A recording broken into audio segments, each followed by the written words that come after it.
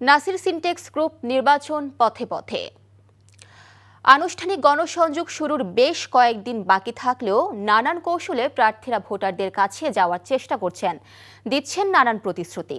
ভোটাররাও পছন্দের প্রার্থী বাছাইয়ে তিস্তাপাড়ের জেলা লালমনিরহাটের নানা সমস্যা আর উন্নয়নে কাজ করবেন এমন প্রার্থীকে বেছে নেওয়ার চিন্তা করছেন। এবারে নির্বাচনে জেলার ৩টি আসনেই মূলত বিএনপির সাথে জামায়াতে ইসলামীর প্রতিদ্বন্দ্বিতার আভাস পাওয়া যাচ্ছে। তবে একটি আসনে সদ্য নিবন্ধন পাওয়া জনতার দল শেষ পর্যন্ত প্রতিদ্বন্দ্বিতায় থাকতে পারে বলে মনে করছেন কেউ কেউ। লালমনিরহাট থেকে হায়দার আলী বাবুর পাঠানো রিপোর্ট।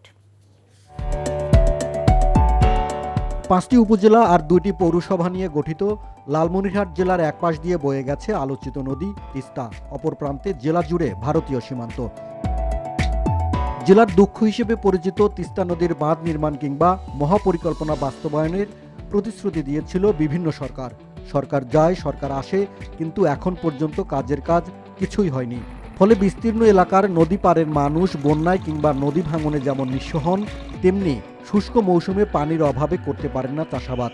ফলে এবারের নির্বাচনে তিস্তা মহাপরিকল্পনা বাস্তবায়নের বিষয়টি উঠে আসছে জোরে সোরেই।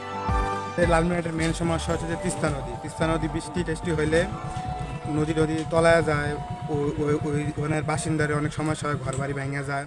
তাতে আমরা এমন একটা নেতা চাই যে আমাদের মানে ওই বিষয়টা দেখবে।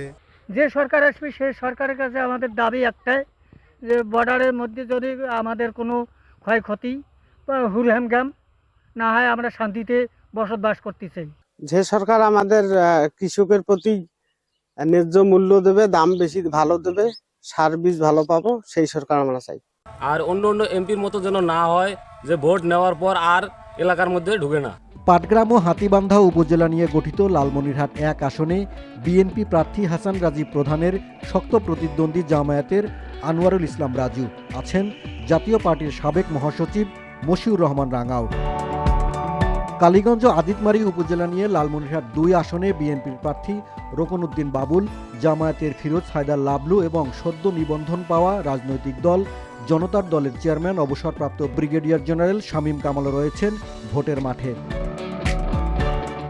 আর সদর উপজেলা নিয়ে গঠিত লালমনিরহাট ৩ আসনে রয়েছেন বিএনপির প্রার্থী আসাদুল হাবিব দুলু, তার সাথে প্রতিদ্বন্দ্বিতা হবে জামায়াত ইসলামের প্রার্থী আবু তাহেরের। আমরা আশা করি নির্বাচন সমাগত নির্বাচনের মধ্য দিয়ে বিএনপি ম্যান্ডেট পেয়ে গেলে, আমি তিস্তা পরের সন্তান, এই দাবি তো আমি উচ্চারিত করেছি জনগণকে নিয়ে, এই দাবি আমি অব্যাহত রাখবো এবং আমি ১০০% আশাবাদী যে এই তিস্তা মহাপরিকল্পনা বিএনপি রাষ্ট্র ক্ষমতা আসলে কাজ শুরু করা হবে। মানুষ পরিবর্তন চায়। বিএনপি, আওয়ামী লীগ, জাতীয় পার্টি সকল দলের সরকার দেখেছে, এমপি দেখেছে, তারা এখন পরিবর্তন চায়, জামাতের দিকেই তারা এগিয়ে আসতেছে। আমরা বিশ্বাস করি আমাদেরকে তারা গ্রহণ করবে। এখানে কর্মসংস্থানের যথেষ্ট অভাব আছে, এখানে অবকাঠামো, যোগাযোগের অবকাঠামো খুবই দুর্বল। আমি বিভিন্ন ইউনিয়নে গেছি, রাস্তাঘাট কোনো জায়গায় এত খারাপ যে সেখানে সাইকেল, বাইসাইকেল বা যে মানে পায়ে হেঁটে যাবে সেরকম পরিস্থিতি অনেক ইউনিয়নে নাই। এটা নিয়ে আমি কাজ করতে চাই।